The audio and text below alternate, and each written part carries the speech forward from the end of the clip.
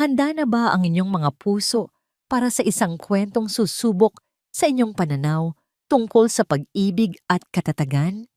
Halina't pakinggan natin ang isang paglalakbay na magpapatunay na kung minsan ang pinakamatinding sakit ay siya ring nagbibigay daan sa pinakamatayog na pagbangon. Sabi nila, ang Pasko raw ay panahon ng liwanag at pag-asa. Ngunit paano kung ang pinakamaningning na ilaw sa iyong tahanan ay siya palang nagtatago ng pinakamadilim at pinakamasakit na anino? Sabay-sabay nating tuklasin ang kwento ni Hiraya. Mabango ang amoy ng hamon na kaluluto lang mula sa oven.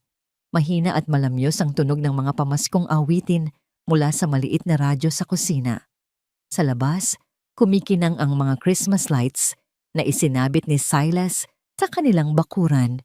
Animoy mga bituing bumaba mula sa langit.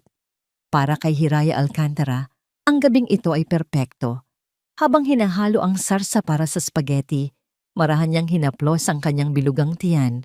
6 na buwan na. 6 na buwan ng purong pananabik at pag-asa. Malapit na, anak, bulong niya sa sarili, na may ngiti sa kanyang mga labi. Malapit mo nang makilala ang daddy mo. At sigurado ako, magiging paborito mo siya. Siya ang pinakamabait at pinakamahusay na ama sa buong mundo. Bawat sulok ng malaking bahay na yon ay saksi sa pagmamahalang ipinunla nila ni Silas. 5 taon. 5 taon ng masayang pagsasama na sa wakas ay magbubunga na ng isang anghel. Para kay Hiraya, wala na siyang mahihiling pa. Nasa kanya na ang lahat. Isang pamilyar na tunog ng sasakyan ang nagpatigil sa kanya. Dumating na si Silas. Mabilis niyang pinatay ang apoy sa kalan. Pinunasan ang kanyang mga kamay at sinalubong ang asawa sa pinto. Pagbukas ng pinto, bumungad sa kanya ang gwapong mukha ni Silas. May daladalang isang maliit at magarbong paper bag. Ngumiti ito ng pagkatamis-tamis, isang ngiti na kayang magpatunaw ng kahit anong pagod o alala. Merry Christmas, mahal ko! Bati ni Silas kasabay ng isang magaan na halik sa kanyang noo. Pasensya na kung medyo natagalan ako. Tinapos ko lang ang lahat para sa Pasko. Wala na tayong iisipin kundi ang pamilya natin. Okay lang, mahal. Ang mahalaga, narito ka na. Sagot ni Hiraya. Niyakap niya ito ng mahigpit. Tamang-tama lang ang dating mo para sa Noche Buena. Mayroon akong regalo para sa'yo, sabi ni Silas. Iniabot ang paper bag. Sa loob niyon ay isang maliit na kahon. Nang buksan ito ni Hiraya, isang nagniningning na kwintas na may pendant na diamante ang bumungad sa kanya. Napasinghap siya sa ganda. Silas, ang ganda nito. Hindi mo naman kailangang... Shhh! Putol ni Silas. Inilagay ang isang daliri sa labi ni Hiraya. Walang anumang material na bagay ang makakatumbas sa'yo at sa magiging anak natin. Para iyan sa pinakamagandang ilaw ng aking tahanan. Isinuot ni Silas ang kwintas sa leeg ni Hiraya. Sa salamin, pinagmasdan ni Hiraya ang kanilang refleksyon. Isang larawan ng perpektong pamilya. Napuno ng luha ng kaligayahan ang kanyang mga mata. Salamat, mahal. Mahal na mahal kita. Sabi niya, humarap at niyakap muli ang asawa. Mahal na mahal din kita, sagot ni Silas. Pagkatapos ng hapunan, habang si Silas ay naliligo, naisipan ni Hiraya na ayusin ang mga gamit nito. Inilapag ni Silas ang kanyang leather briefcase sa tabi ng kanilang kama. May nabanggit kasi itong sorpresa para sa mga magulang ni Hiraya at naisip niyang silipin ito sandali. Binuksan niya ang briefcase. Sa loob, nakapatong ang laptop nito, ilang mga dokumento sa trabaho at isang planner. Ngunit sa ilalim, may isang brown folder na nakatago. Isang folder na hindi pamilyar sa kanya. Dahil sa kuryosidad, kinuha niya ito. Wala itong label. Dahan-dahan niya itong binuksan. Ang unang pahinang bumungad sa kanya ay isang dokumentong may malalaking titik sa itaas. Petition for annulment. Nanlamig ang buong katawan ni Hiraya. Ang paghinga niya'y tila huminto. Binasa niya ang mga pangalan. Petitioner, Silas Montenegro. Respondent, Hiraya Alcantara. Nanginginig ang kanyang mga kamay habang binubuklat ang mga susunod na pahina. Hindi. Hindi ito totoo. Nagkakamali lang ako. Baka draft lang ito para sa isang kliyente. Ngunit sa dulo ng petisyon, naroon ang pirma. Pirma ni Silas. Malinaw na malinaw. At hindi lang yon ang laman ng folder. May mga bank statement, mga dokumento ng wire transfer patungo sa isang offshore account sa Cayman Islands. Mga deed of sale ng ilang mga ari-arian nila na palihim na nailipat sa pangalan ng isang korporasyon na hindi niya kilala. Milyon-milyong piso. Halos lahat ng yaman na pinaghirapan nila o akala niyang pinaghirapan nilang dalawa ay wala na sa kanilang mga pangalan. Bawat letra, bawat numero, bawat pirma ay tila isang punyal na paulit-ulit na itinarak sa kanyang puso. Ang perpektong mundo na kanyang ginagalawan ay gumuho sa loob lamang ng ilang segundo. Ang lalaking kayakap niya kanina na nagsabing mahal na mahal siya ay ang siya ring naghahanda para burahin siya ng tuluyan sa buhay nito. Nabitawan niya ang mga dokumento. Kumalat ang mga papel sa sahig, mga piraso ng kanyang nawasak na buhay. Sa gitna ng kanyang pagkabigla, narinig niya ang pag-click ng seradura ng pinto ng banyo. Kasunod nito ang pagbukas ng pinto. Lumabas si Silas, nakasuot ng bathrobe habang pinupunasan ng tuwalya ang buhok. Ngumiti pa ito nang makita siya, ngunit agad ding naglaho ang nangiti nang mapansin nito ang mga papel na nakakalat sa sahig at ang folder na hawak ni Hiraya. Nanigas ito sa kinatatayuan. Ang init sa mga mata nito kanina ay napalitan ng isang nakakakilabot na lamig. Hiraya, sabi ni Silas sa isang boses na biglang naging iba. Isang boses na hindi pamilyar at puno ng panganib. Anong ginagawa mo dyan? Ang tanong ni Silas ay binitawan sa hangin. Hindi tulad ng malambing na tinig kanina, kundi isang tunog na matigas at walang emosyon. Hiraya, anong ginagawa mo dyan? Tumingala si Hiraya mula sa sahig. Ang mga papel ay nanginginig pa rin sa kanyang kamay. Ang mga luha ay nagsimulang mamuo sa kanyang mga mata. Nilalabo ang imahe ng lalaking nakatayo sa kanyang harapan. Hindi na ito ang Silas na kanyang minahal.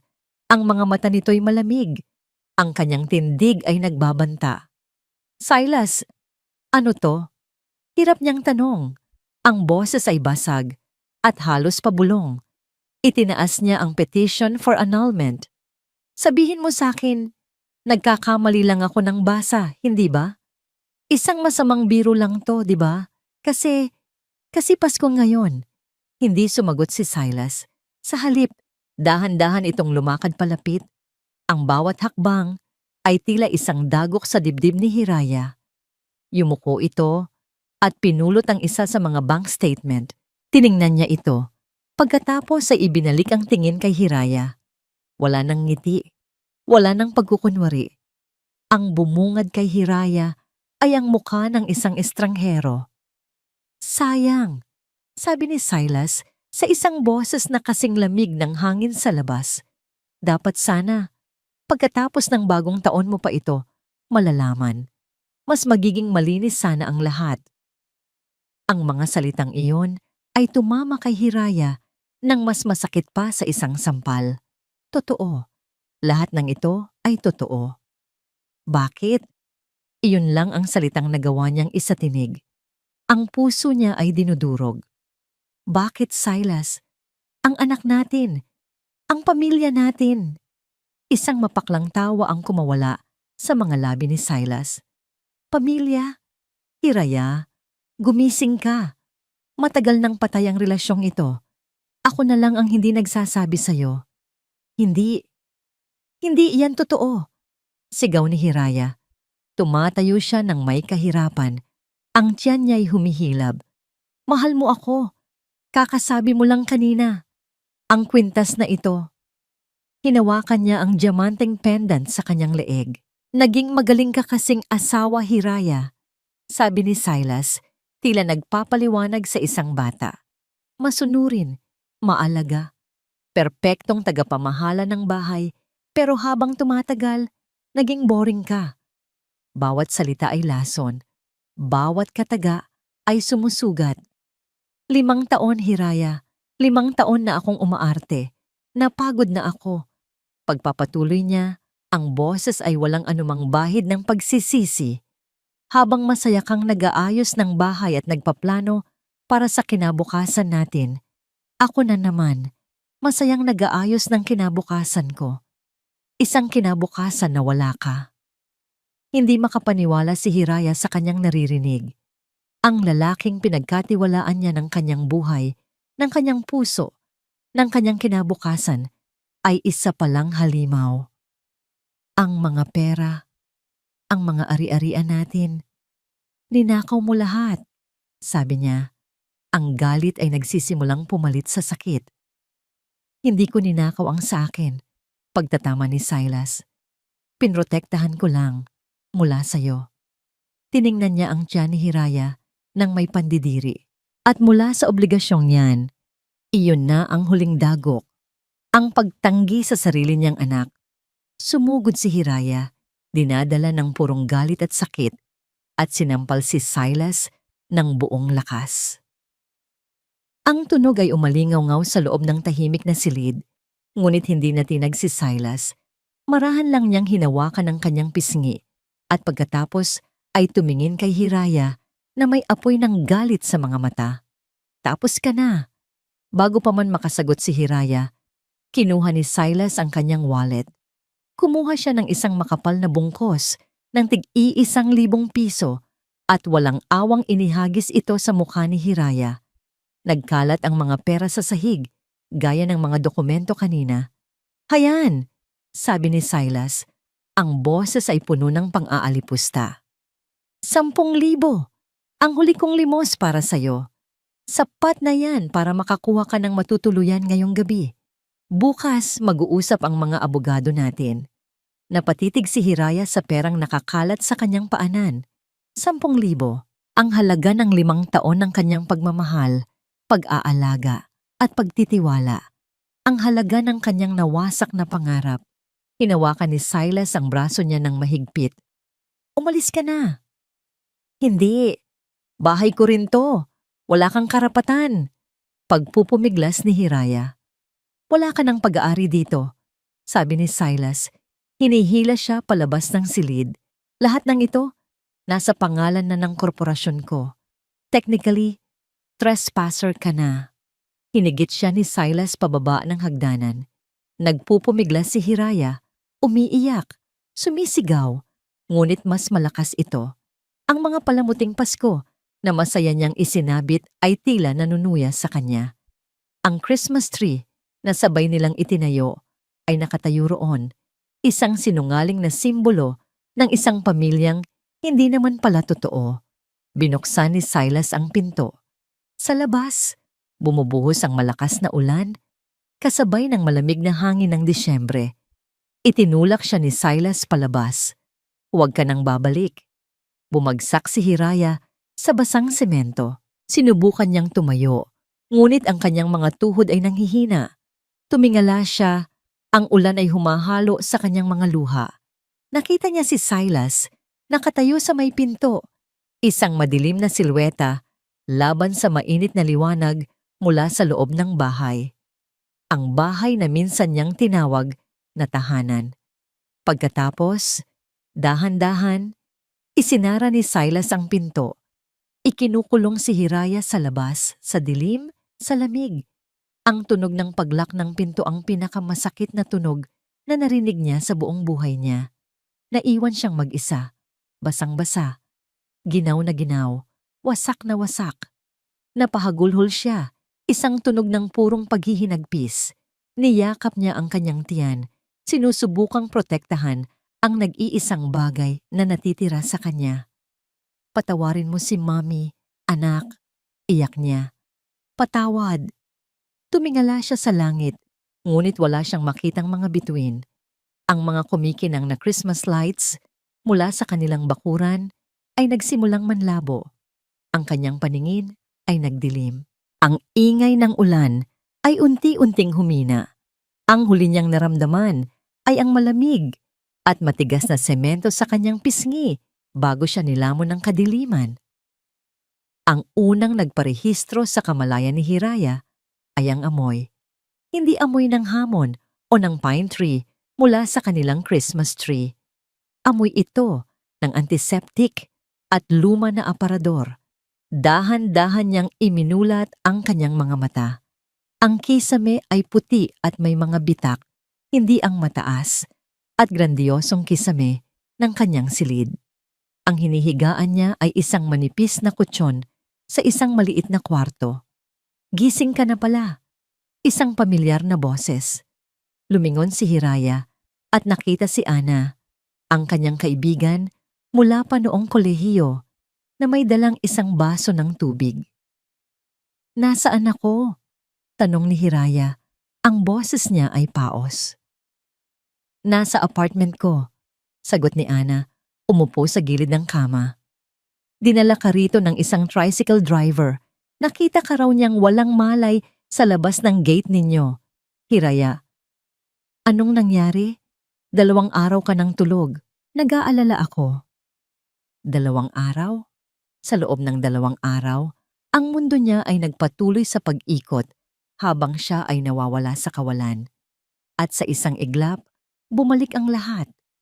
Ang mga dokumento, ang malamig na mga mata ni Silas, ang paghagis ng pera, ang pagsara ng pinto. Isang malakas na hikbi ang kumawala mula sa kanyang dibdib. Niyakap siya ni Ana habang humahagulgol siya ng walang tigil. Ang sakit ay sariwa pa rin, tila kahapon lang nangyari. Ang bawat detalye ay malinaw na nakaukit sa kanyang isipan, isang bangungot na hindi niya matakasan. Sa mga sumunod na araw, si Hiraya ay naging anino ng kanyang dating sarili. Nakaupo lang siya sa isang sulok, nakatingin sa kawalan. Ang mga alaala ay paulit-ulit na naglalaro sa kanyang isip. Ang bawat mahal kita ni Silas ay isa na ngayong kasinungalingan. Ang bawat halik ay lason. Ang bawat pangarap na binuo nila ay isa na lamang abo. Gusto niyang mamatay. Gusto niyang mawala na lang. Ngunit sa tuwing nararamdaman niya ang bahagyang paggalaw sa kanyang sinapupunan, isang maliit na pitik ng buhay, bumabalik siya sa katotohanan. Mayroon siyang dahilan para mabuhay. May isang taong umaasa sa kanya. Isang gabi, habang hindi siya makatulog, kinuha niya ang kanyang pitaka, ang tanging bagay na nadala niya. Sa loob, naroon pa rin ang huling ultrasound photo ng kanyang anak. Isang maliit na hugis sa malabong larawan. Isang munting tibok ng puso sa gitna ng wasak niyang mundo. Hinaplos niya ang larawan. Ang mga luha ay muling tumulo. Ngunit sa pagkakataong ito, iba na ang pakiramdam. Hindi na ito luha ng purong sakit. May kasama na itong galit. Isang malamig at matinding galit. "Hindi," bulong niya sa sarili. "Hindi ako papayag na ganito lang ang kahihinatnan natin, anak." Tumingin siya sa kanyang refleksyon sa madilim na bintana. Ang nakita niya ay isang babaeng wasak. Ngunit sa likod ng mga luhang yon, may nagsisimulang sumiklab. Minamaliit siya ni Silas. Akala nito, isa lang siyang manikang porselana, magandang tingnan sa loob ng estante, pero madaling basagin. Akala nito, pagkatapos siyang itapon sa gitna ng ulan, mananatili na lang siyang nakalugmok doon, naghihintay na malusaw. Hindi siya manika at hindi siya abo na mananatiling nakakalat sa lupa. Mula sa abong ito, babangon siya. Kinabukasan, ibang Hiraya ang humarap kay Ana. Ang pamumugto ng mga mata ay naroon pa rin. Ngunit ang kawalan ng pag-asa ay napalitan ng isang matigas na determinasyon. "Ana, may hihilingin sana akong pabor," sabi ni Hiraya. Ang boses ay kalmado na. "Kahit ano, Hira, alam mo yan. Maari mo ba akong samahan? May kailangan akong puntahan." Ang una nilang hinto ay sa isang maliit na hardware store Bumili si Hiraya ng isang martilyo, ilang pako, at isang malaking blangkong karatulang gawa sa kahoy. Pagkatapos, sa isang printing shop, nagpagawa siya ng malalaking letra, "For sale." Ang huli nilang destinasyon, ang malaking bahay sa lungsod ng Maharlika. Ang bahay na minsan niyang tinawag na paraiso at ngayoy impyerno na sa kanyang alaala. "Hira, sigurado ka ba rito?" tanong ni Ana, puno ng pag-aalala, habang nakatayo sila sa tapat ng malaking gate. Tumango si Hiraya. Hindi inaalis ang tingin sa bahay. Ito lang ang paraan. Kinuha niya ang kanyang telepono at nag-dial ng isang numero. Isang numero ng isang kilalang abogadong madalas niyang makita sa balita. Si Attorney Lorna Salcedo, kilala sa pagiging palaban at walang inaatrasan. "Salcedo Law Firm, good morning." "Hello, I would like to speak with Attorney Salcedo. My name is Hiraya Alcantara Montenegro." Ilang sandali ng paghihintay at pagkatapos ay isang matapang na boses ang narinig niya sa kabilang linya. "This is Attorney Salcedo. What can I do for you, Mrs. Montenegro?" Huminga ng malalim si Hiraya. "Attorney Salcedo, kailangan ko po ng tulong ninyo. Ang asawa ko, si Silas Montenegro. Gusto niya akong iwan na walang-wala. Nilipat niya ang halos lahat ng aming ari-arian nang hindi ko nalalaman. Ngunit may isa siyang nakalimutan." "At ano yun?" tanong ng abogado.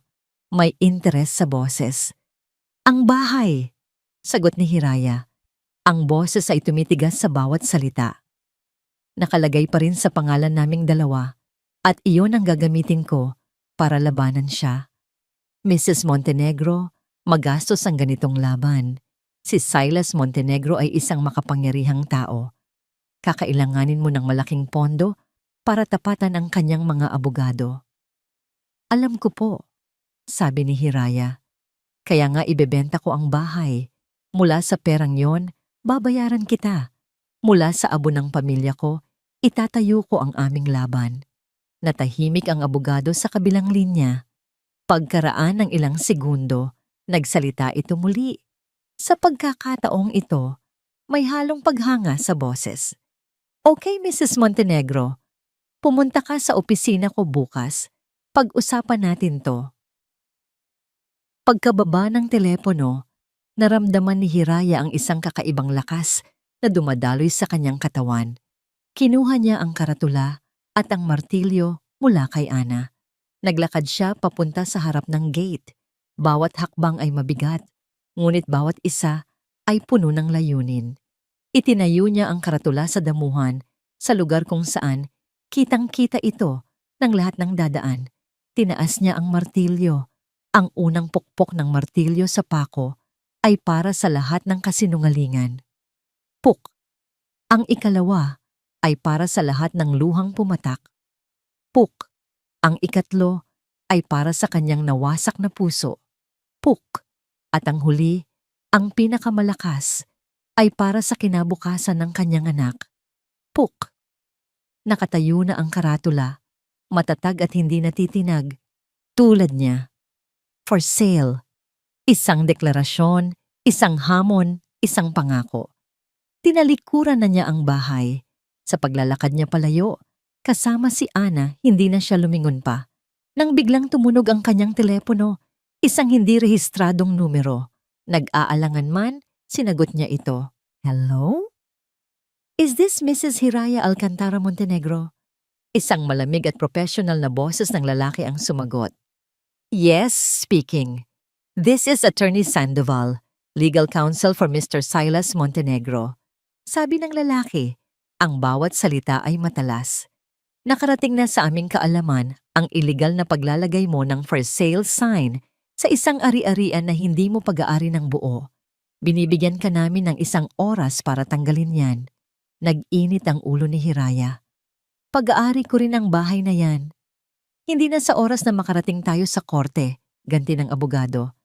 "Tatanggalin mo ang karatula o bukas na bukas din. Kakasuhan ka namin ng attempted fraud at misappropriation of conjugal property. Intindihin mo, Ginang Montenegro, Sisirain ka namin bago ka pa man makapagsimula. Hayaan mo na sila, Hira. Isang malaking gulo to, sabi ni Ana. Ang pag-aalala ay malinaw sa kanyang boses habang pinagmamasdan ang nanginginig na kamay ni Hiraya matapos ibaba ang telepono. Umiling si Hiraya. Ang takot na idinulot ng banta ay mabilis na napalitan ng isang matigas na pagtutol. Hindi, Ana. Ito mismo ang gusto niyang mangyari. Ang matakot ako, ang sumuko ako bago pa man ako makalaban. Hindi ko ibibigay sa kanya yon. Kinabukasan, sa opisina ni Attorney Lorna Salcedo, mas luminaw kay Hiraya kung gaano kahirap ang laban na kanyang papasukin. Ang opisina ni Salcedo ay simple lang, puno ng mga libro at tambak na mga folder, isang malinaw na palatandaan ng isang abogadong mas abala sa trabaho kaysa sa itsura. Gaya ng inaasahan, sabi ni Attorney Salcedo matapos pakinggan ang kwento ni Hiraya, habang binabasa ang mga kopya ng dokumentong nakuha ni Hiraya.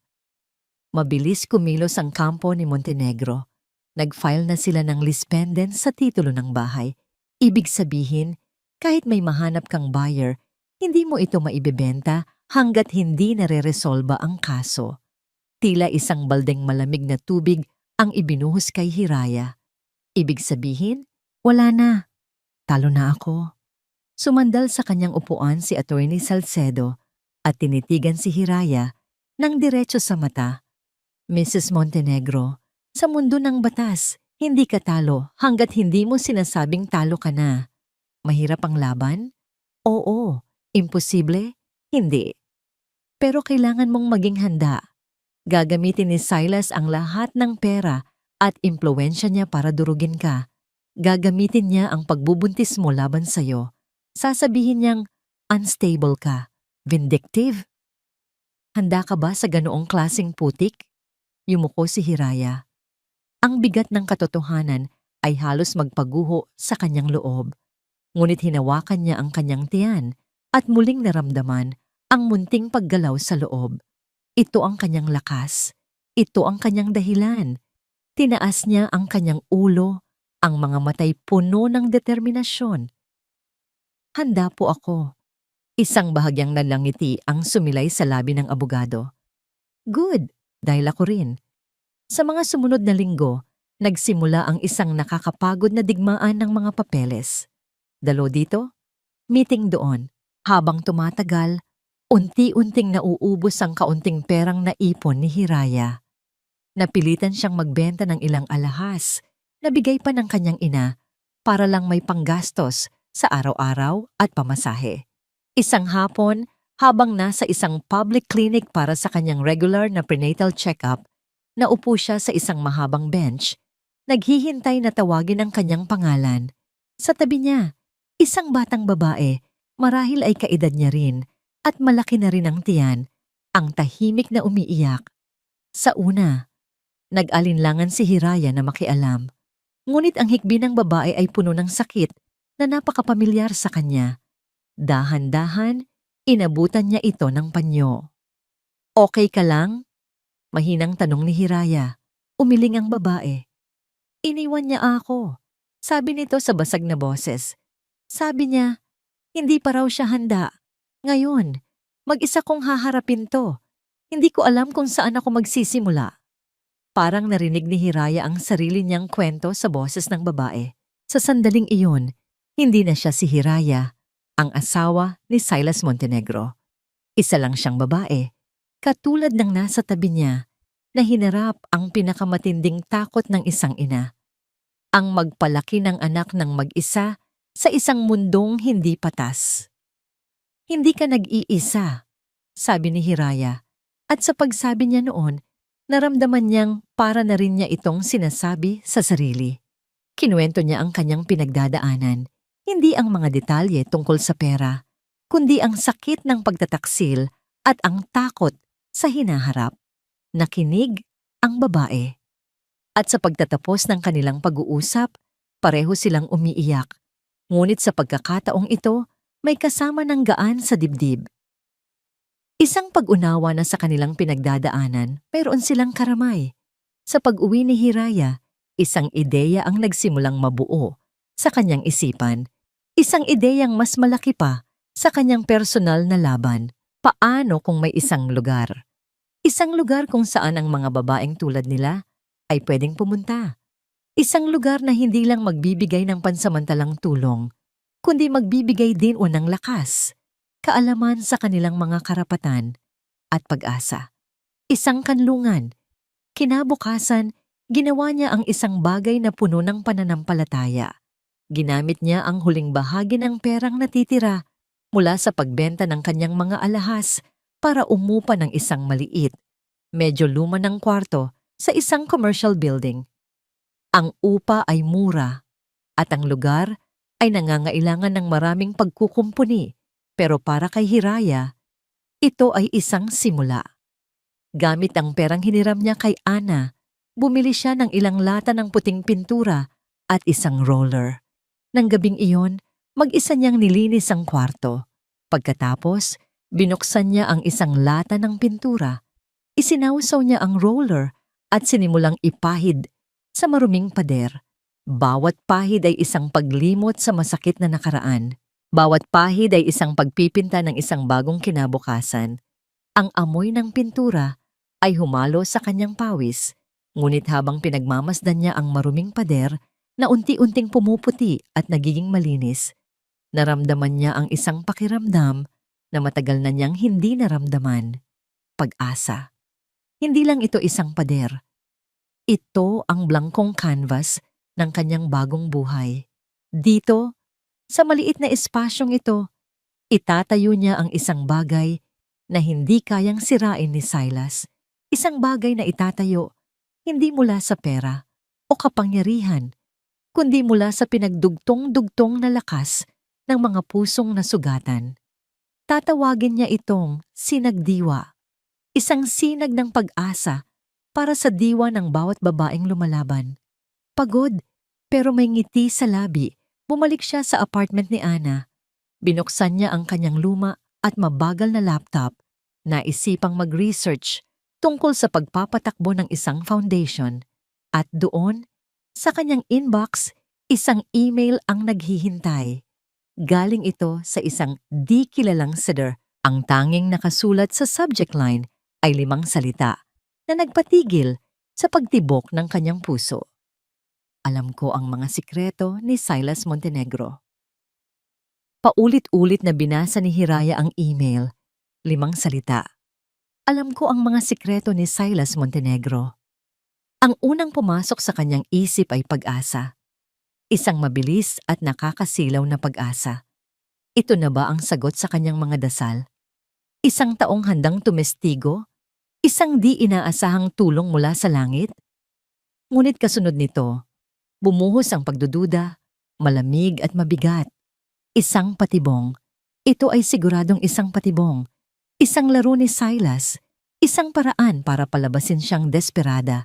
Para ipahiya siya. Para bigyan siya ng huwad na pag-asa bago ito muling durugin. Naalala niya ang sinabi ni Attorney Salcedo. Gagamitin niya ang lahat para durugin ka.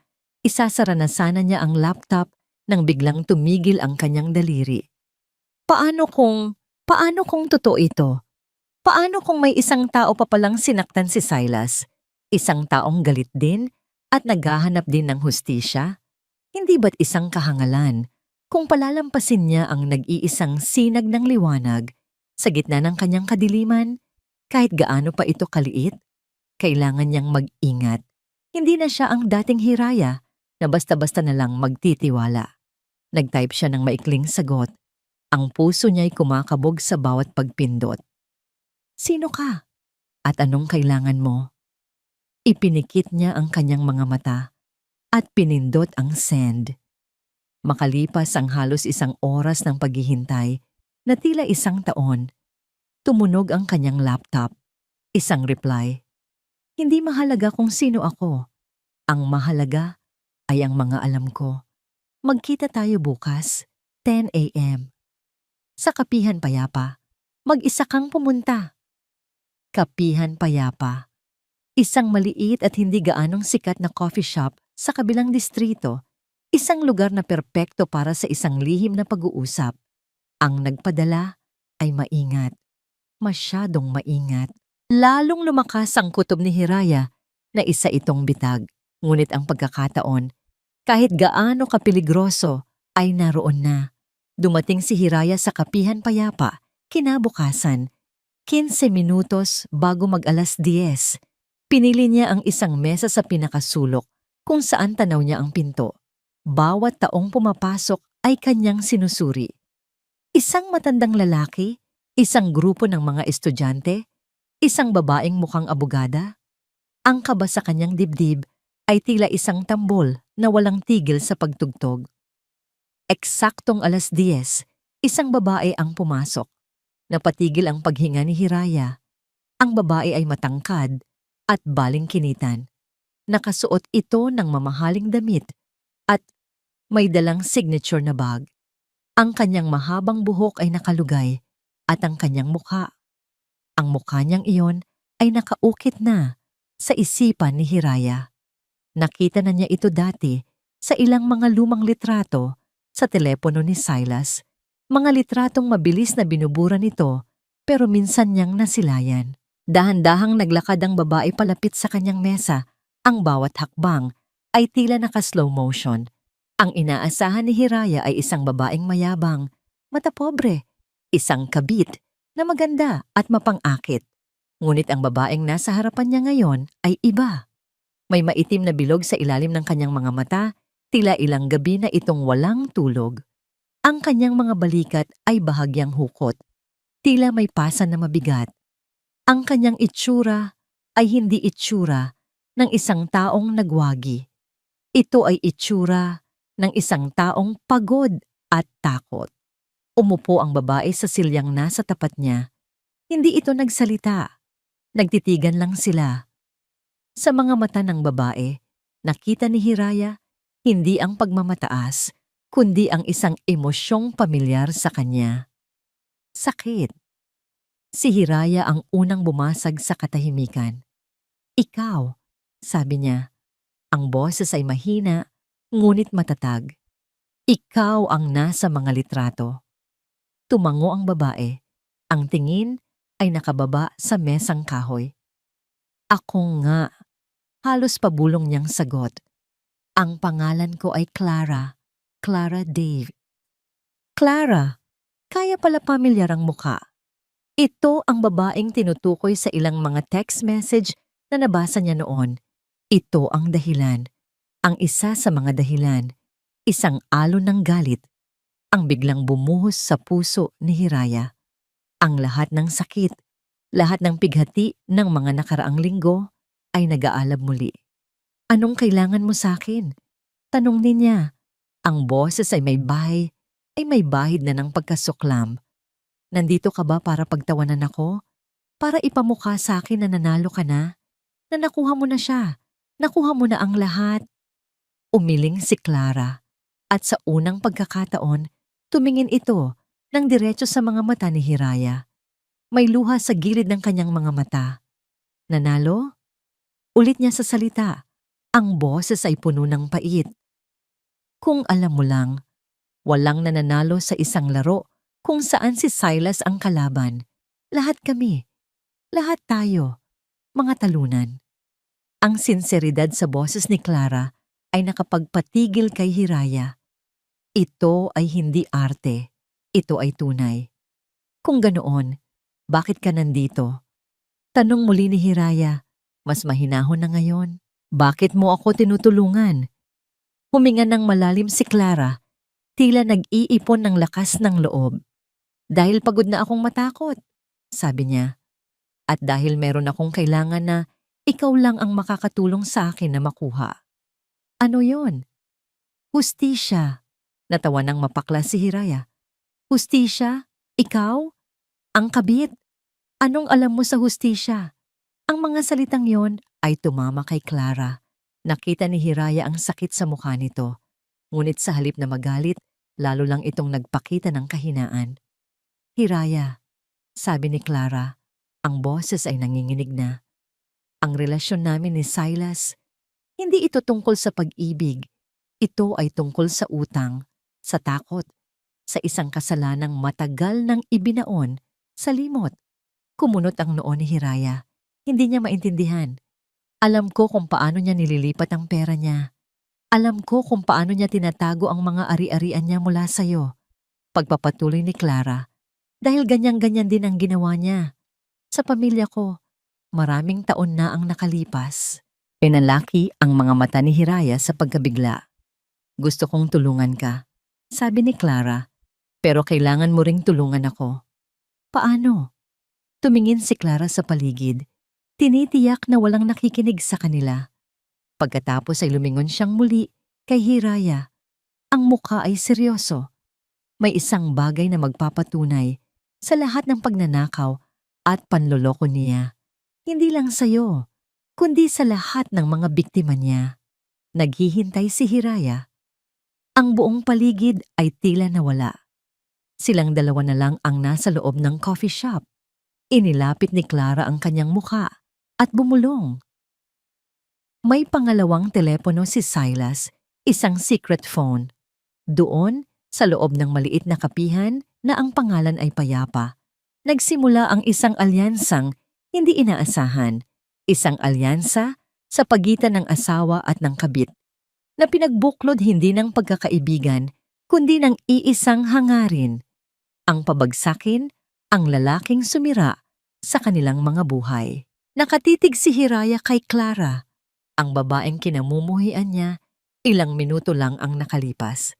Ngayon, nakikita niya ang kanyang sarili sa mga mata nito. Isang biktima, isang babaeng gustong lumaban. Tatapusin na sana ni Hiraya ang usapan para umalis nang biglang may sinabi si Clara na nagpatigil sa kanya. Isang pangungusap na nagtanim ng yelo sa kanyang mga ugat. Pero kailangan nating mag-ingat, bulong ni Clara. Ang takot ay malinaw sa kanyang boses. Dahil kung malaman niyang nag-uusap tayo, kung malaman niyang alam natin ang tungkol sa telepono, huminto ito at napalunok. Hindi lang ang kaso ang matatalo natin, Hiraya. Baka pati ang buhay natin mawala. Ang huling pangungusap ni Clara ay nanatiling nakabitin sa hangin sa pagitan nila. Mas malamig pa sa hangin mula sa aircon ng kapihan. Baka pati ang buhay natin mawala. Napalunok si Hiraya. Ang laban na inakala niyang tungkol lang sa pera at karapatan ay biglang nagkaroon ng ibang mukha. Isang mukhang mas madilim at mas mapanganib. Ngayon, naiintindihan na niya ang takot sa mga mata ni Clara. Bakit? Bakit kanya sasaktan? Tanong ni Hiraya. Ang boses ay nanginginig ng bahagya. Ano ka ba talaga sa kanya? Tumingin si Clara sa labas ng bintana sa mga taong naglalakad na walang kamalay-malay sa bigat ng kanilang pinag-uusapan. Gaya ng sinabi ko, panimula niya, hindi ito tungkol sa pag-ibig. Ito ay bayad utang, o mas tamang sabihin, bayad sa pananahimik. Huminga siya ng malalim bago nagpatuloy. Ang tatay ko, si Ricardo David, ay ang orihinal na business partner ni Silas. 10 taon na ang nakalipas. Magkaibigan sila, magkumpare. Ang tatay ko ang may konsepto ng negosyo, si Silas ang may koneksyon, tiwala. Iyon ang naging puhunan ng tatay ko kay Silas, buong buo. Isang pamilyar na kirot ang naramdaman ni Hiraya sa salitang tiwala. Nagsimula sila sa maliit. Kwento ni Clara. Ang mga mata ay malayo ang tingin. Tila binabalikan ang isang masayang nakaraan. Pero mabilis na lumago ang kumpanya at habang lumalaki, si Silas ang humahawak sa lahat ng papeles, sa lahat ng transaksyon sa bangko. Sabi niya, para hindi na maabala ang tatay ko sa mga teknikal na bagay, at ang tatay ko naniwala. Huminto si Clara at uminom ng kanyang malamig ng kape. Isang araw, bumagsak ang lahat. Inakusahan ng kumpanya ng malawakang tax fraud. Lahat ng assets ay na-freeze. Pero ang nakapagtataka, lahat ng dokumento, lahat ng pirma, ay nasa pangalan ng tatay ko. Pinalabas ni Silas na siya mismo ay biktima rin. Pinalabas niyang niloko siya ng sarili niyang kaibigan. Pero iyon ay kasinungalingan. Bulong ni Hiraya na ngayon ay naiintindihan na ang pattern. Isang malaking kasinungalingan. Pagsang-ayon ni Clara, may namumuong galit sa kanyang boses. Nawala sa amin ang lahat. Ang bahay, ang ipon, ang dignidad. Ang tatay ko, hindi niya kinaya ang kahihiyan at ang kataksilan ng kaibigan niya. Inatake siya sa puso. Ilang buwan siyang nasa ospital bago siya tuluyang sumuko. Isang luha ang pumatak mula sa mata ni Clara. Mabilis niya itong pinunasan. Namatay si tatay dahil sa wasak na puso. At sa libing niya, dumating si Silas. Umiyak siya. Niyakap niya ang nanay ko, isang perpektong pag-arte. Pagkatapos noon, nagsimula siyang tumulong sa amin. Binigyan niya ako ng scholarship. Binigyan niya kami ng maliit na apartment. Akala ng lahat, isa siyang santo.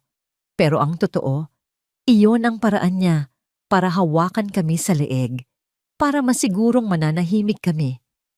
At sa loob ng 10 taon, nanahimik nga kami dahil sa takot. Ngayon, malinaw na ang lahat kay Hiraya.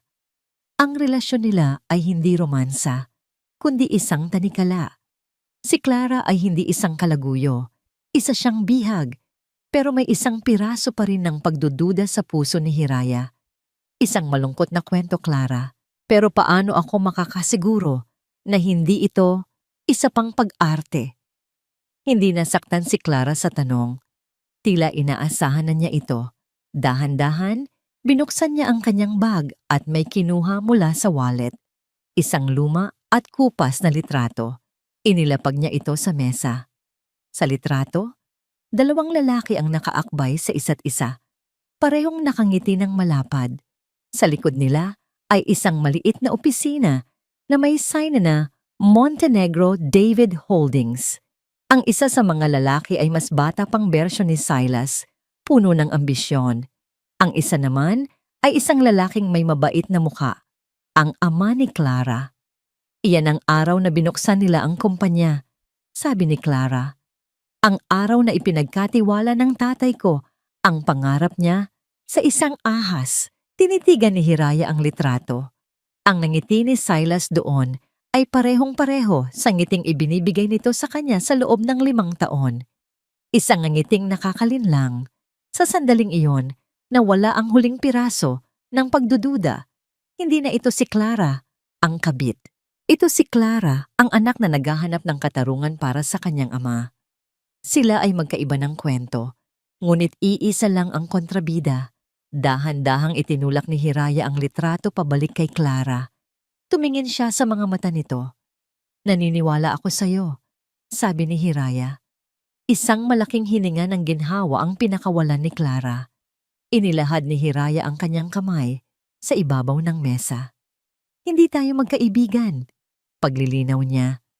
Pero pareho tayong may kailangang gawin. Nag-alinlangan sandali si Clara. Pagkatapos ay inabot ang kamay ni Hiraya. Ang kanilang mga kamay ay parehong malamig.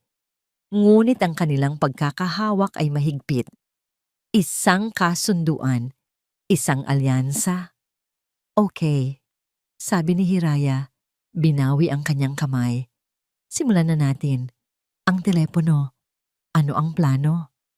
Kailangan nating itong makuha ng hindi niya nalalaman, sabi ni Clara. Dahil sa oras na malaman niyang nawawala ito, mawawala na rin ang lahat ng ebidensya at marahil pati na rin ako. Nasaan niya ito itinatago? Tanong ni Hiraya. Ang isip ay nagsisimula nang mag-analisa. Sa bahay? Sa kotse? Umiling si Clara. Tumingin siyang muli sa paligid bago sumagot sa isang mahinang boses. Isang boses na naglalaman ng bigat ng kanilang halos imposibleng misyon. Mas malala pa dyan, sabi niya. Itinatago niya ito sa lugar kung saan siya ang hari. Ang lugar kung saan walang sino man ang pwedeng pumasok nang walang pahintulot niya. Huminga siya ng malalim. Nasa loob ng pribadong opisina niya sa Montenegro Corp. At hindi lang basta nakatago. Nasa loob ito ng isang personal safe. At ang safe na yon, tanging siya lang ang nakakaalam ng kombinasyon. Sa loob ng safe, halos pabulong na ulit ni Hiraya. Imposible. Paano natin gagawin yon? May isang pagkakataon. Sabi ni Clara, ang mga matay nakatuon sa kawalan, tila inilalarawan ang bawat detalye ng plano sa kanyang isipan. Bukas ng gabi, magkakaroon ng anibersaryo ang Montenegro Corp. Isang malaking party sa mismong building. Lahat ng empleyado at mahahalagang kliyente ay nandoon. Magiging abala ang lahat, lalo na si Silas. At paano ako makakapasok? Tanong ni Hiraya. Kilala ako ng lahat ng security doon. Sa oras na makita nila ako, tatawagan nila si Silas. Ako ang bahala roon, sabi ni Clara. Darating ako bilang date niya, obligado akong pumunta.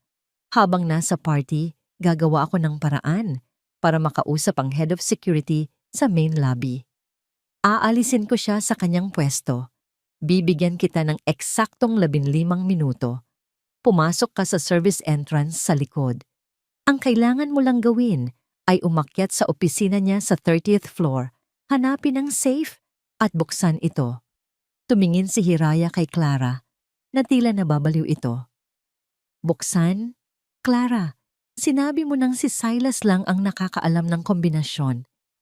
Isang mapait na ngiti ang sumilay sa labi ni Clara. Hindi ko alam ang eksaktong numero, pero alam ko kung saan niya ito ibinabase.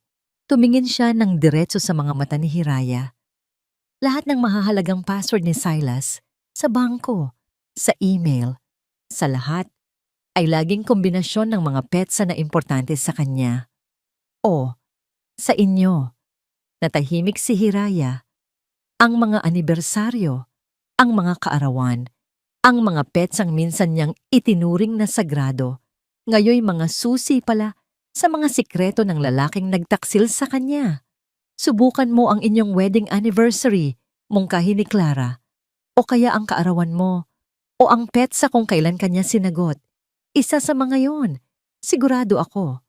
Ang plano ay simple sa papel, ngunit sa katotohanan, ito'y isang paglalakad sa alambre, isang maling galaw, isang segundong pagkaantala, at tapos na ang lahat. Kinagabihan, hindi makatulog si Hiraya. Ang takot at kaba ay nag-uunahan sa kanyang dibdib. Paulit-ulit niyang sinasariwa ang bawat pasilyo, bawat sulok ng opisina ni Silas.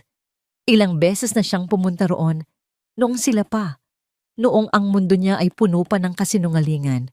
Ngayon, babalik siya roon hindi bilang asawa, kundi bilang isang magnanakaw sa gabi. Kinabukasan, ayon sa plano, nagtago si Hiraya sa isang madilim na eskinita malapit sa service entrance ng Montenegro Corp building. Mula sa kanyang kinatatayuan, tanaw niya ang nagniningning na lobby, ang mga taong nakagayak ng magagara, ang marangyang party. Para siyang isang multo, nanonood sa isang mundong minsan ay naging kanya. Eksaktong 8:15 p.m., nag-vibrate ang kanyang telepono. Isang text mula kay Clara. Nagsisimula na ako. Pumunta ka na sa pinto. 15 minuto. Ngayon na. Huminga ng malalim si Hiraya. Para sa'yo to, anak. Bulong niya, hinahaplos ang kanyang tiyan. Mabilis ngunit maingat siyang naglakad papunta sa service entrance. Gaya ng sinabi ni Clara, walang gwardiya. Nakabukas ng bahagya ang pinto. Pumasok siya. Ang naroon lang ay ingay ng mga makina at amoy ng basura. Sumakay siya sa service elevator, pinindot ang 30th floor. Habang umaakyat ang elevator, pakiramdam niya'y kasabay nitong umaakyat ang puso niya sa kanyang lalamunan. Bumukas ang pinto ng elevator sa isang tahimik at halos madilim na pasilyo. Tanging ang mga emergency light lang ang nagbibigay ng kaunting liwanag. Ang maririnig lang niya ay ang mahinang ugong ng party mula sa ibaba at ang malakas na kabog ng sarili niyang dibdib. Nakarating siya sa tapat ng malaking pinto na may nakaukit na gintong plaka. Silas Montenegro, CEO, hindi ito nakalock. Dahan-dahan niya itong itinulak at pumasok siya. Ang opisina ay mas malaki pa sa apartment ni Ana. Ang malawak na bintanang salamin ay nagpapakita ng nagniningning na mga ilaw ng buong lungsod ng Maharlika. Sa isang iglap, naalala niya ang gabing ipinagmalaki ni Silas sa kanya ang tanawing iyon. Lahat ng ito, sabi nito noon, ay para sa atin. Isa na namang kasinungalingan.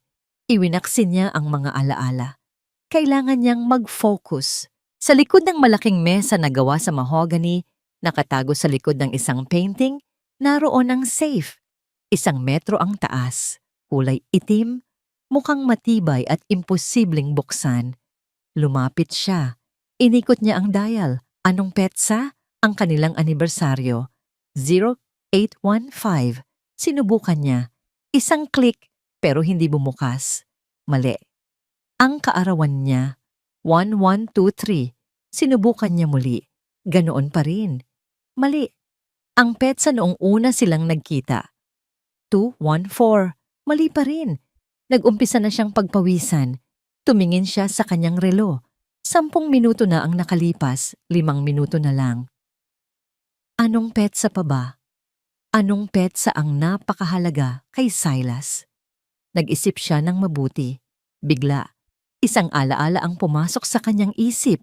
Ang kaarawan ng yumaong ina ni Silas. Ang nag-iisang tao na tila tunay na minahal nito. Wanted 005. Nanginginig ang mga kamay niya habang iniikot ang dial. 1, 0, 0, 5. Click! Isang tunog na mas malakas kaysa sa nauna. Dahan-dahan niyang hinila ang pinto ng safe. Bumukas ito. Sa loob, naroon ang mga dokumento, ilang alahas, at isang tumpok ng pera. At sa ibabaw ng lahat, isang itim na smartphone. Payak at walang anumang marka. Ito na yon. Abot kamay na niya ang tagumpay. Kinuha niya ang telepono. Isusutuksok na sana niya ito sa kanyang bag nang bigla. Bumukas ang pinto ng opisina. Nanigas si Hiraya sa kinatatayuan. Sa may pinto, nakatayo ang isang security guard. Ang mukha ay nagtataka. "Ma'am?" tanong ng gwardiya. "Anong ginagawa ninyo rito?" Kasabay nito, narinig ni Hiraya ang isang tunog na nagpatigil sa kanyang paghinga. Ang tunog ng elevator na papalapit sa kanilang palapag. Paparating na si Silas, ngunit bago pa man siya makagalaw, narinig niya ang isang pamilyar na tunog ng pag-click mula sa hallway. Papalapit na mga yabag. Hindi lang isang tao. Papunta na sila rito. "Ma'am?" Ulit ng gwardiya. Ang boses ay mas matigas na ngayon at dahan-dahang inilalagay ang kamay sa kanyang baywang kung saan nakasukbit ang kanyang batuta. "Bawal po kayo rito. Sumama po kayo sa akin." Nasa isip ni Hiraya, may dalawang pagpipilian, sumuko o tumakbo. Ngunit ang pagsuko ay nangangahulugang kabiguan. Ang lahat ng kanilang pinaghirapan ay mawawalang saysay. Mabilis niyang isinilid ang secret phone sa kanyang bag at tumingin sa paligid. Ang tanging daan palabas ay ang pinto kung saan nakatayo ang gwardiya. Ngunit sa kanyang kaliwa, naroon ang malawak na bintanang salamin.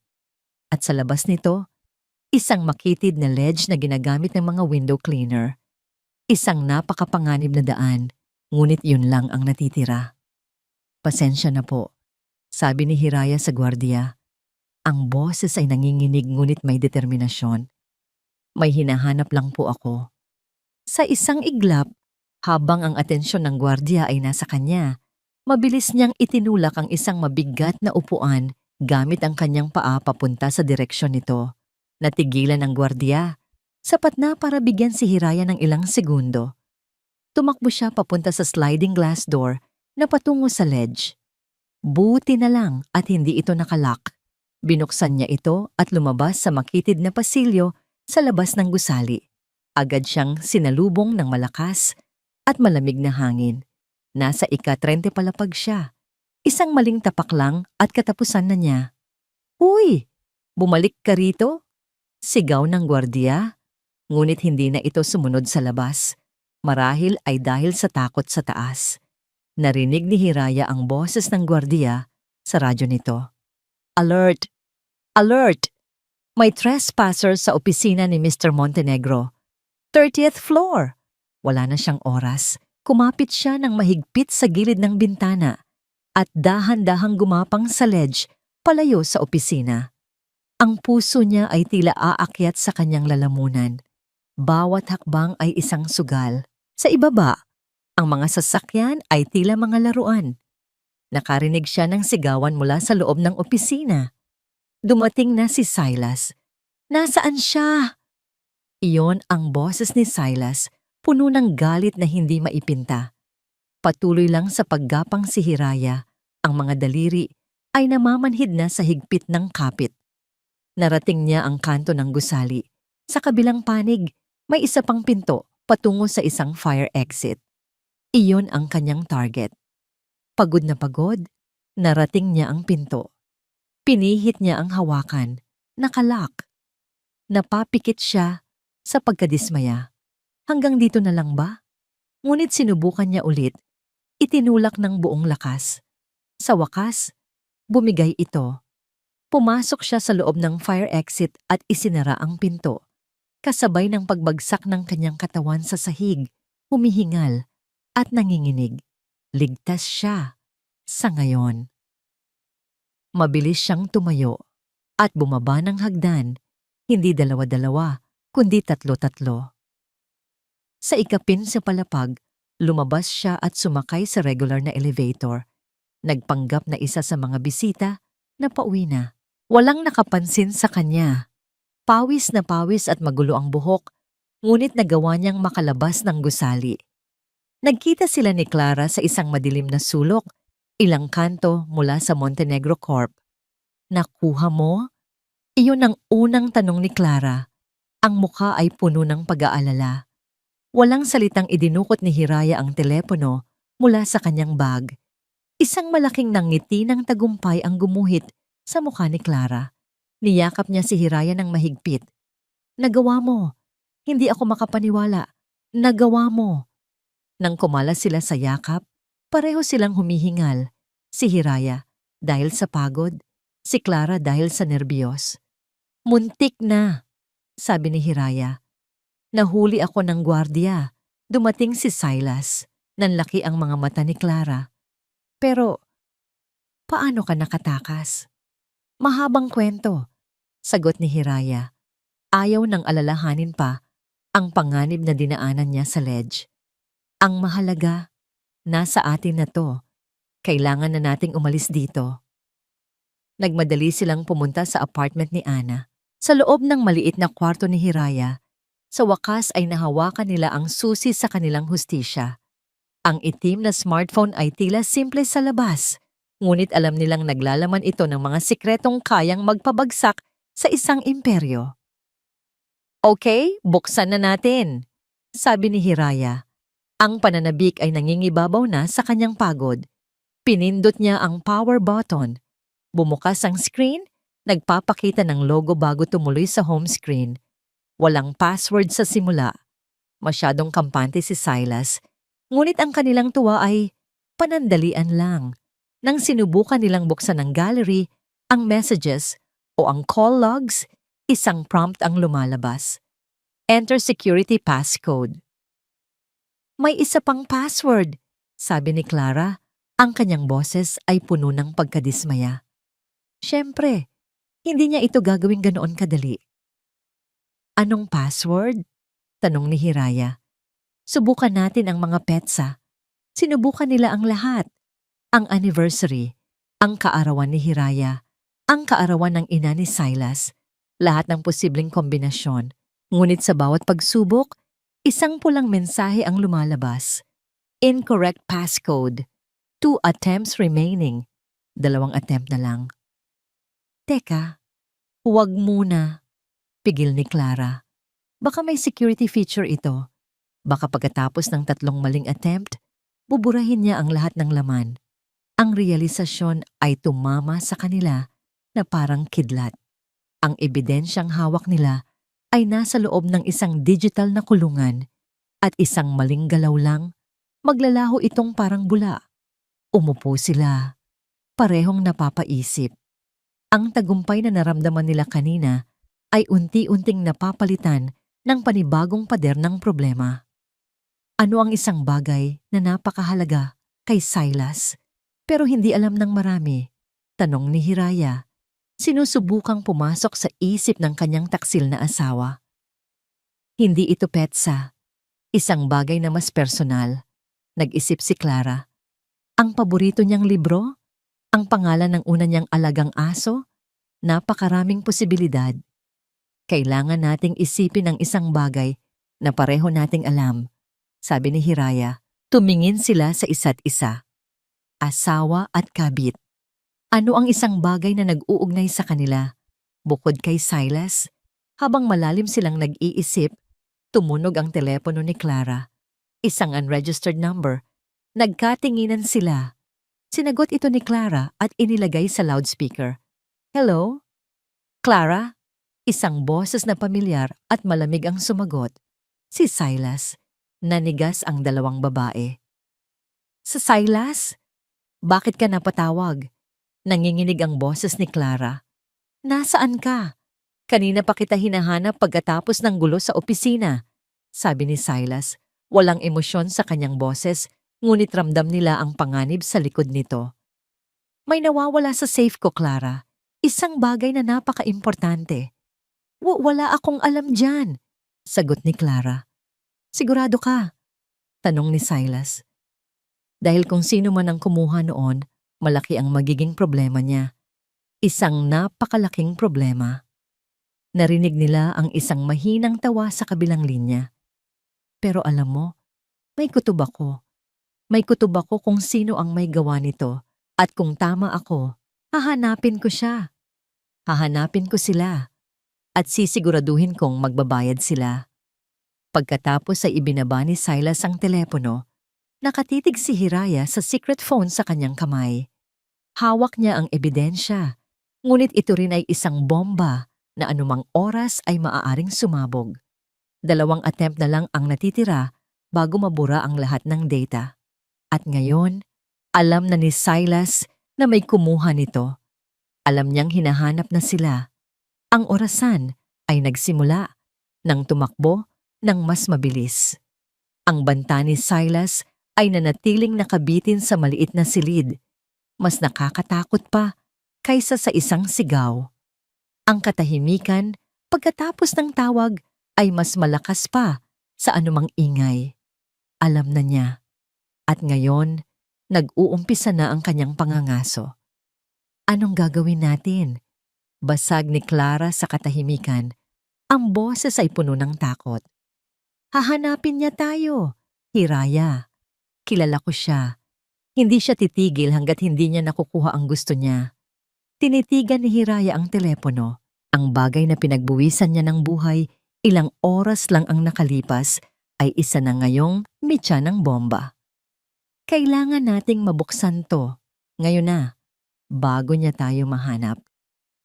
2 attempt, 2 pagkakataon para sa himala. Mag-isip tayo, sabi ni Hiraya. Pilit na pinapakalma ang sarili. Ano ang password na hindi madaling hulaan, pero madaling tandaan para sa kanya?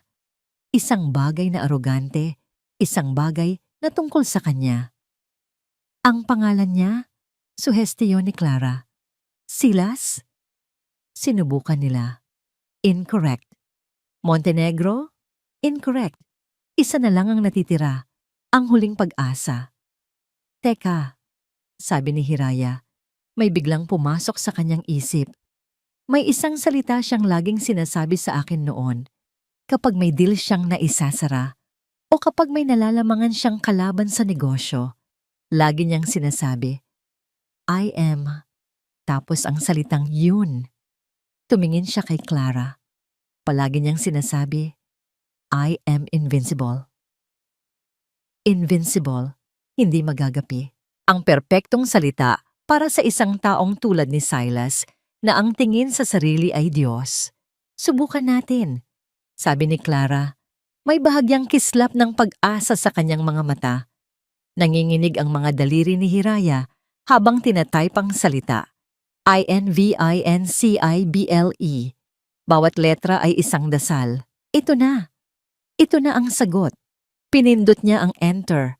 Ilang segundo silang naghintay.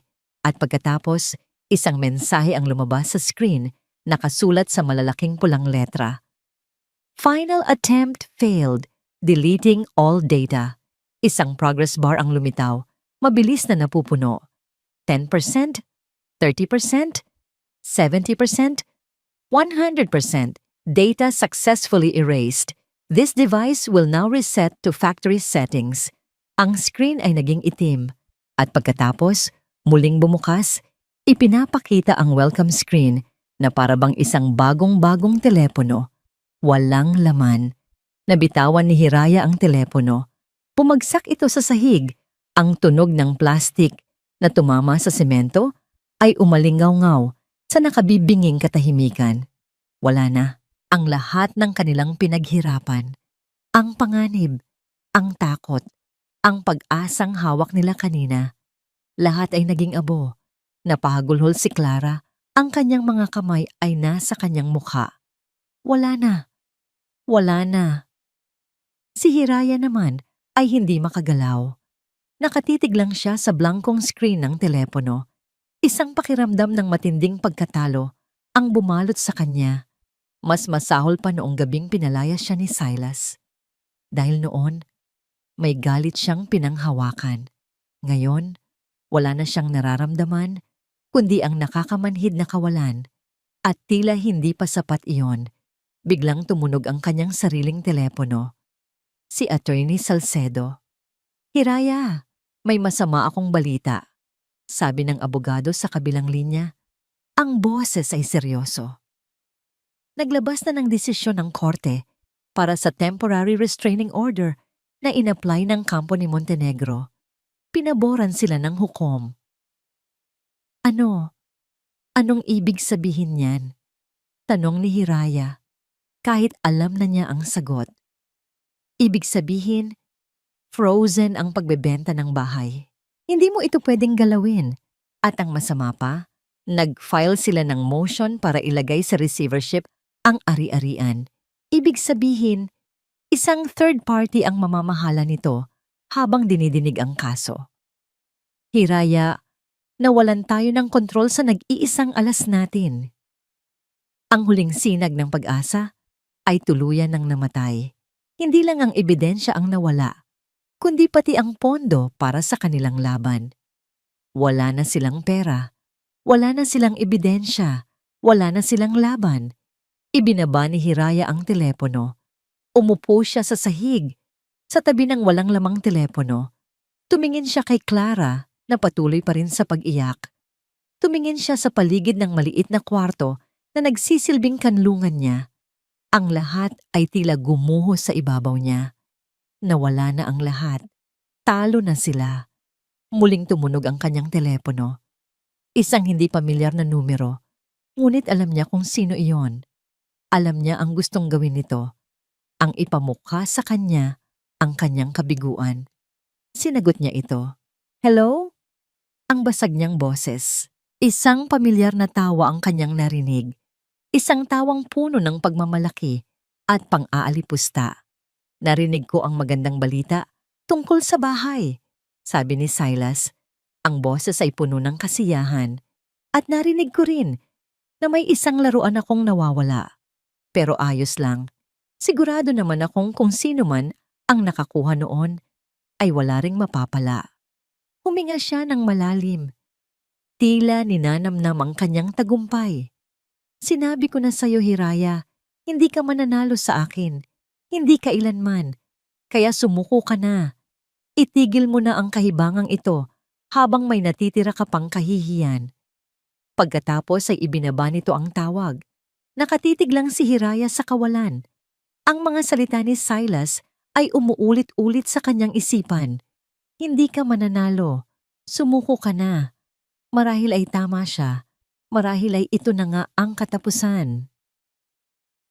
Ang mga sumunod na araw ay lumipas na tila isang mahaba at walang katapusang gabi. Si Clara ay umuwi muna sa kanyang pamilya. Wasak ang loob at walang masabi. Si Hiraya naman ay naiwan sa apartment ni Ana, napapalibutan ng 4 na pader na tila unti-unting lumiliit at kumukulong sa kanya. Ang tawag ni Sisi, Silas ang huling pako sa kanyang kabaong. Ang boses nito, puno ng pagmamayabang, ang gumising sa kanya sa gabi. Ang mga salitang sumuko ka na ay naging isang laso na unti-unting pumapatay sa natitira niyang pag-asa. Isang umaga, sinabi ni Ana na kailangan na nilang lisanin ang apartment. Hindi dahil sa pinapaalis niya si Hiraya, kundi dahil hindi na kaya ni Ana ang upa. Kailangan niyang lumipat sa isang mas maliit na lugar. Ibig sabihin, kailangan na ring humanap ni Hiraya ng sarili niyang matutuluyan. Isang bagay na halos imposible dahil wala na siyang pera. Habang nag-iimpake, binuksan ni Hiraya ang isang maliit na baul kung saan nakatago ang ilang mga personal na gamit na nadala niya mula sa dati niyang buhay. Karamihan ay mga damit, ilang libro, at mga mumunting alaala. Kailangan niyang magbawas ng gamit. Kailangan niyang magbenta ng kahit ano para lang magkapera. Sa ilalim ng mga damit, nandoon ang isang maliit na kahon na pelus. Ang kahon kung saan nakalagay ang mga alahas na hindi pa niya naibebenta. Binuksan niya ito. Naroon ang ilang hikaw, isang pulseras, at sa gitna ng lahat, ang huling regalo ni Silas sa kanya noong Pasko. Ang nagniningning na kwintas na may pendant na diamante. Kinuha niya ito. Malamig ang metal sa kanyang palad. Habang tinititigan niya ang kumikinang na bato, isang alon ng galit at sakit ang muling bumalot sa kanya. Ang diamanting ito, ang kwintas na ito ang simbolo ng pinakamatinding kasinungalingan. Isinuot ito sa kanya ni Silas habang sa isip nito ay pinaplano na ang pagwasak sa kanya. Ito ay isang palamuti sa baboy na ihahain. Sa simula, gusto niya itong ihagis sa bintana. Gusto niya itong durugin gamit ang martilyo. Ngunit nanaig ang pangangailangan. Ang diamanting ito, kahit simbolo ng kataksilan, ay may halaga. Halaga na makakatulong sa kanya at sa kanyang anak na mabuhay pa ng ilang linggo. Dinala niya ito malapit sa bintana, doon kung saan tumatama ang sikat ng araw. Tiningnan niya itong mabuti, sinusuri ang kalidad. Doon niya napansin ang isang bagay na kakaiba. Ang pendant, ang mismong pinagkakabitan ng diamante, ay tila mas makapal kaysa sa karaniwan. At sa gilid nito, may isang napakaliit, halos hindi mapansing guhit na tila isang tahi. Dahil sa kuryosidad, sinubukan niyang ikutin ito gamit ang kanyang kuko. Click! Isang bahagi ng pendant ang bahagyang bumukas. Hindi ito isang solidong piraso ng ginto. May laman ito. Nanginginig ang kanyang mga kamay habang pilit niyang binubuksan ito ng tuluyan. Sa loob ng maliit na espasyo, masikip na nakatupi ang isang bagay. Isang maliit at itim na bagay. Nang hilahin niya ito, unti-unti itong lumabas.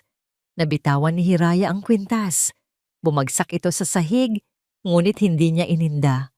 Ang kanyang buong atensyon ay nasa bagay na nasa kanyang palad. Isang napakaliit na USB flash drive. Hindi maari. Bakit magtatago si Silas ng isang USB sa loob ng isang mamahaling alahas na ibinigay nito sa kanya? Para saan? Ang kanyang utak ay mabilis na nagproseso. Ang pagiging kampante ni Silas, ang pagmamaliit nito sa kanya. Akala nito, isa lang siyang babaeng walang alam sa teknolohiya, isang babaeng masaya na sa kumikinang na mga bagay. Akala nito, ito ang pinakaligtas na lugar para itago ang isang bagay na mahalaga. Sa harap mismo ng kanyang mga mata, ngunit hindi niya makikita. The perfect hiding place is in plain sight. Dali-dali niyang kinuha ang kanyang luma at mabagal na laptop. Bawat segundo ng pagboot nito ay tila isang kawalang hanggan. Nanginginig ang kanyang kamay habang isinasaksak ang USB sa port. Click! Isang bagong drive ang lumitaw sa kanyang screen. Ang pangalan ng drive, Invincible. Napasinghap si Hiraya. Ang password na sumira sa kanilang pag-asa sa secret phone ay ang pangalan pala ng tunay na lalagyan ng mga sikreto. Binuksan niya ang drive. Ang bumungad sa kanya ay hindi lang basta mga dokumento. Ito ay isang buong arkibo, isang digital na testamento ng lahat ng kasalanan ni Silas Montenegro. Naroon ang mga folder na may label ayon sa taon. Sa loob ng bawat folder, may mga subfolder na may pangalan ng mga kumpanya at mga tao. Binuksan niya ang folder na may pangalang David.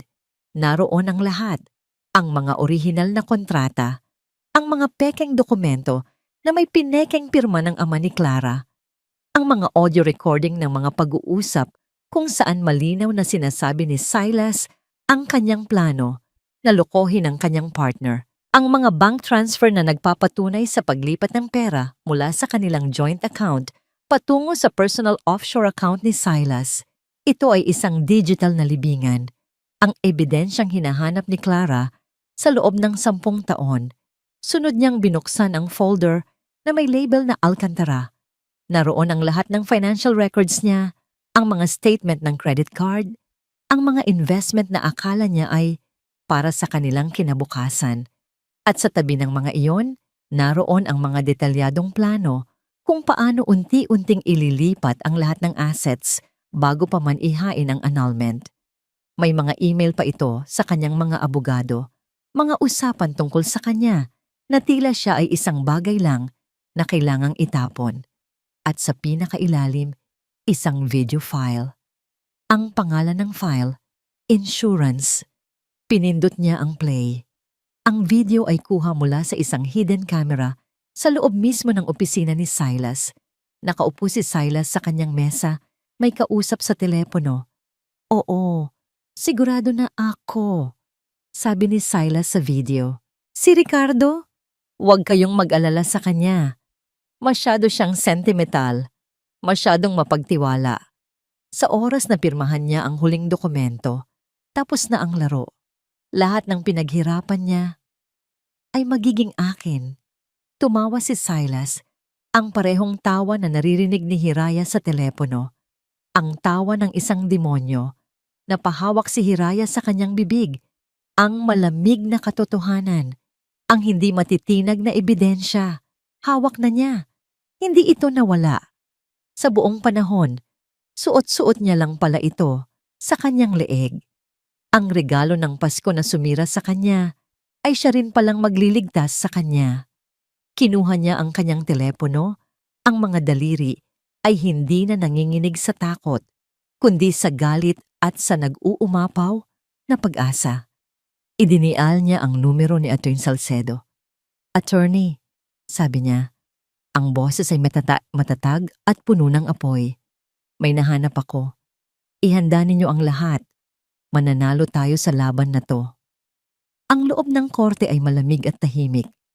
Bawat bulong ay umuugong. Bawat pag-ubo ay isang ingay. Nakaupo si Hiraya sa tabi ni Atty. Salcedo. Ang kanyang mga kamay ay magkahawak sa ibabaw ng kanyang malaking tiyan. Sa kabilang panig ng silid, nakaupo si Silas, nakasuot ng isang mamahaling suit. Ang muka ay kalmado at kampante. Sa tabi niya, ang kanyang abogado, si Atty. Sandoval, ay tila isang asong handang-handa ng umatake. Sa likuran, nakaupo si Clara, tahimik na nagmamasid. Ang pagkikita ng kanilang mga mata ni Hiraya ay isang sandaling palitan ng tapang at pag-asa. Ang mga naunang oras ng paglilitis ay isang torture para kay Hiraya. Sunod-sunod ang mga argumento mula sa kampo ni Silas na nagpipinta sa kanya bilang isang asawang gahaman, pabaya, at hindi establing mag-isip dahil sa pagbubuntis.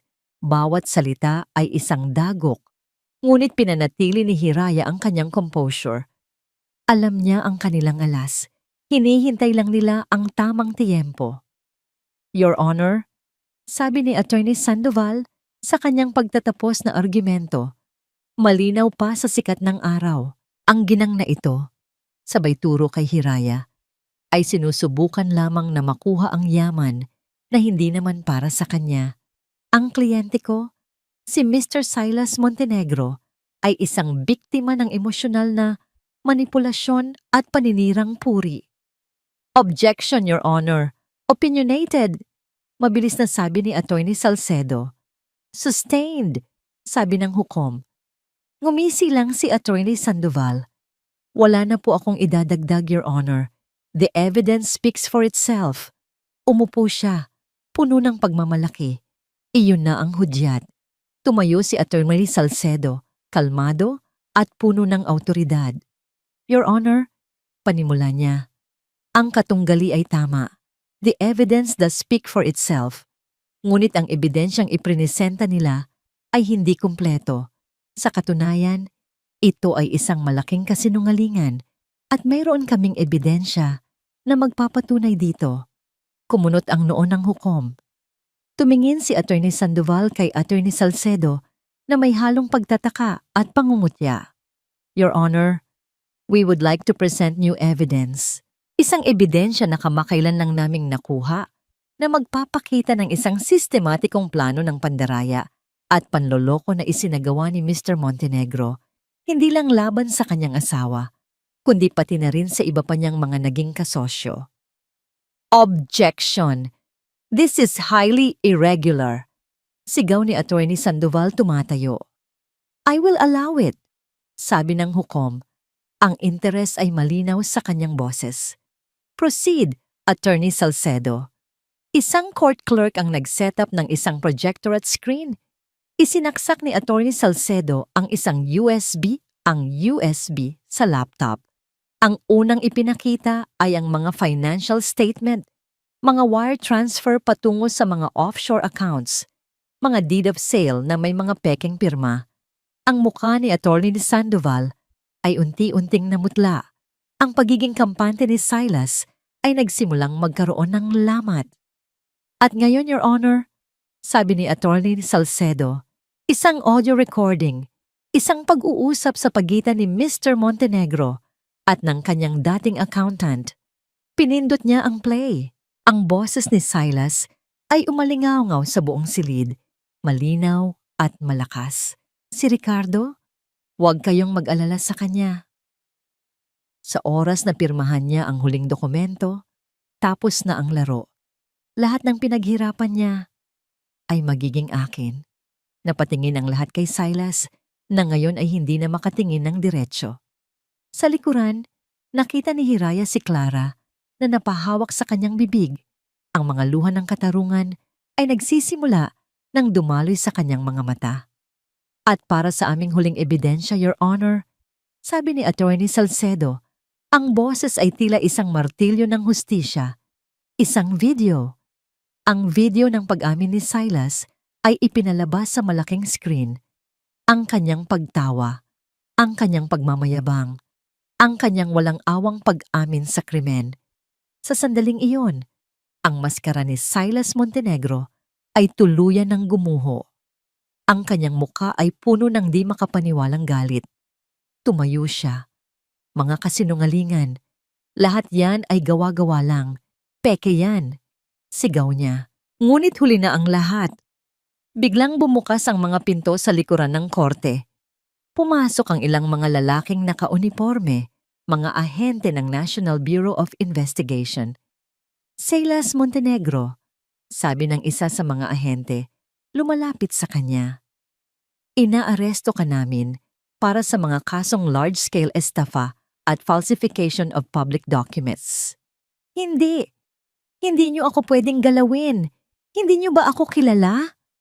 Pagpupumiglas ni Silas habang pinupusasan siya, ang tunog ng pag-click ng posas ay ang pinakamatamis na musikang narinig ni Hiraya. Tumingin si Silas sa kanya, hindi na may pang-aalipusta, kundi may purong pagkamuhi at pagkalito.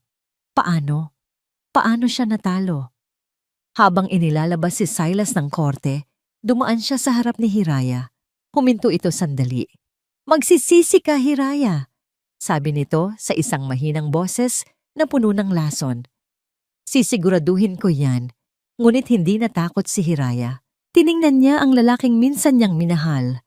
Ng buong puso, ang lalaking sumira sa kanya. At ang naramdaman niya ay hindi galit, kundi awa at kapayapaan. Nang mawala na si Silas, ang korte ay nagsimulang mag-ingay. Ngunit para kay Hiraya, ang lahat ay tahimik. Tumingin siya sa likuran at nagtama muli ang kanilang mga mata ni Clara. Isang bahagyang tango mula kay Clara, isang bahagyang ngiti mula kay Hiraya. Walang salitang kailangan. Tapos na ang laban. Nanalo sila. Naramdaman ni Hiraya ang isang malaking bigat na nawala sa kanyang dibdib. Sa wakas, malaya na siya. Malaya na silang mag-ina. Habang nakatayo, nakahinga siya ng maluwag. At kasabay ng paghingang iyon, naramdaman niya ang isang bagay, isang matalas, at bigla ang sakit sa kanyang tiyan. Napahawak siya rito. Ang kanyang mga mata ay nanlaki. Tumingin siya kay Attorney Salcedo. "Attorney," sabi niya, ang boses ay biglang nanghina. "Tingin ko, manganganak na ako." Ang unang iyak ng sanggol, ang pinakamagandang tunog na narinig ni Hiraya sa buong buhay niya. Mas matamis pa sa anumang pangako ng pag-ibig, mas totoo pa sa anumang kayamanan. Pagkatapos ng ilang oras ng mahirap na panganganak, sa wakas ay narito na siya. Ang kanyang anak, ang kanyang lakas. "It's a girl," sabi ng doktor. Ang nangiti ay abot tenga, habang inilalapag sa dibdib ni Hiraya ang maliit at umiiyak na nilalang. Pagod man, napuno ng luha ng kaligayahan ang mga mata ni Hiraya. Hinaplos niya ang malambot na pisngi ng sanggol, ang maliliit nitong mga daliri. Sa sandaling iyon, ang lahat ng sakit, lahat ng takot, lahat ng pighati ay naglaho. Ang natira na lang ay isang pagmamahal na dalisay at walang kapantay. "Hello, my love," bulong niya sa kanyang anak. "Welcome to the world." Napagdesisyonan niyang pangalanan ng itong diwa. Dahil sa gitna ng kadiliman, ang munting espiritong ito ang naging gabay niya. Ang diwa ng kanyang paglaban. Lumipas ang ilang buwan. Ang kaso laban kay Silas ay umuusad at bawat araw na lumilipas, mas lumalakas ang ebidensya laban sa kanya. Ang mga ari-arian na ninakaw niya ay unti-unting naibabalik sa mga tunay na may-ari. Kabilang na ang pamilya ni Clara. Ang hustisya, bagamat mabagal, ay tiyak na darating. Gamit ang perang nakuha mula sa paunang settlement ng kaso, itinuloy ni Hiraya ang kanyang pangarap. Ang maliit at inuupahang kwarto ay isa na ngayong ganap na opisina. Ang karatula sa labas ay simple, ngunit puno ng kahulugan. Sinagdiwa Foundation, isang kanlungan para sa mga ina at anak. Ang lugar ay hindi malaki, ngunit ito'y laging puno ng buhay. Mayroong maliit na play area para sa mga bata. Isang counseling room kung saan nagbibigay ng libreng legal at psychological advice si Attorney Salcedo at ang ilang mga voluntaryo. Isang maliit na training room kung saan tinuturuan ang mga ina ng mga kasanayang pangkabuhayan. Hindi na ito tungkol kay Hiraya, ito ay tungkol sa kanila. Tungkol sa bawat inang dumating doon na may wasak na puso, ngunit aalis na may bagong pag-asa at lakas. Isang hapon, habang abala si Hiraya sa pag-aayos ng mga donasyong damit, pumasok si Clara. Mas payapa na ang mukha nito ngayon, wala na ang bigat at takot na dati niyang pasan. "Kamusta ka?" tanong ni Clara. "Heto, lumalaban," nakangiting sagot ni Hiraya, habang kinakarga si Baby Diwa na katatapos lang dumede. "May ibibigay sana ako sa'yo," sabi ni Clara. Iniabot ang isang sobre. "Ito ang unang bahagi ng perang na ibalik sa amin. Hindi ito bayad, Hiraya. Ito ay pasasalamat. At isang donasyon para sa pundasyon." Tiningnan ni Hiraya ang tseke. Malaking halaga yon. "Clara, hindi ko to matatanggap. Dapat lang." Putol ni Clara. "Kung hindi dahil sa'yo, hindi sana namin ito nakuha. Kung hindi dahil sa katapangan mo, ang hustisya para sa tatay ko ay nanatili na lang sanang pangarap." Hinaplos niya ang pisngi ni Diwa. "Itinayo mo to mula sa sakit. Hayaan mo kaming tulungan kang palaguin ito mula sa pag-asa." Niyakap ni Hiraya si Clara. Ang dating magkaribal ay isa na ngayong magkaagapay sa iisang layunin.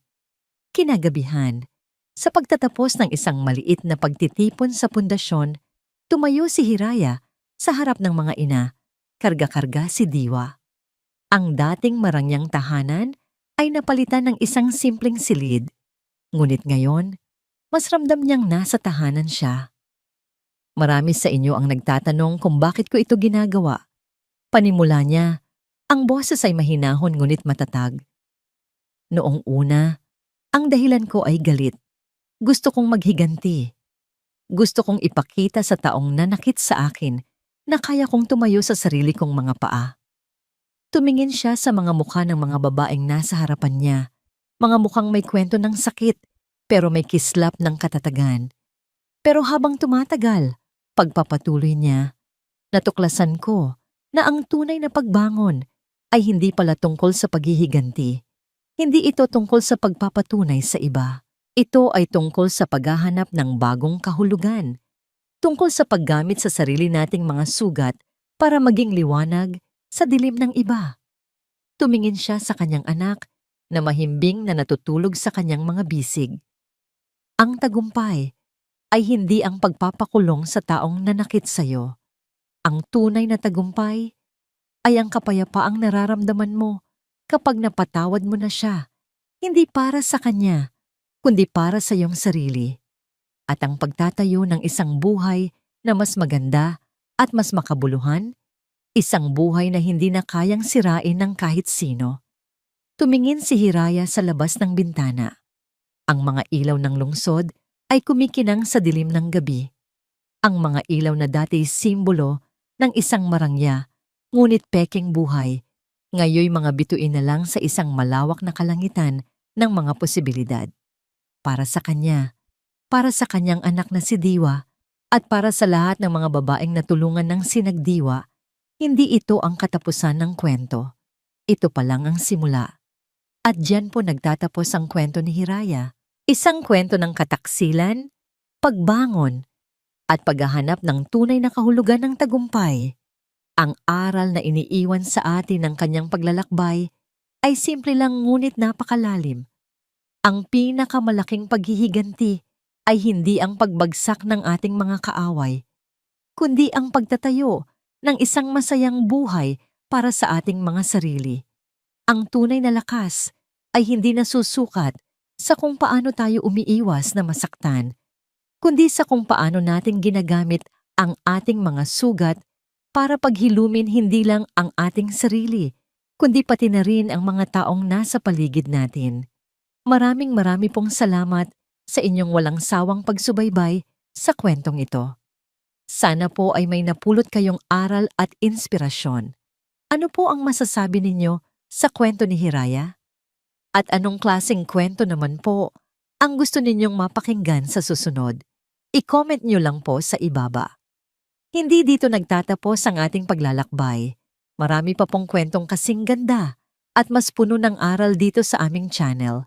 Kung nagustuhan nyo ang kwentong ito, i-like, i-share sa pamilya at mga kaibigan, at mag-subscribe na rin para lagi kayong updated sa mga susunod pa naming kwento. I-click nyo ang notification bell para kayo ang unang makarinig kapag may bago kaming upload. Pagpalain po kayo ng Panginoon, kayo at ang inyong buong pamilya. Hanggang sa muli.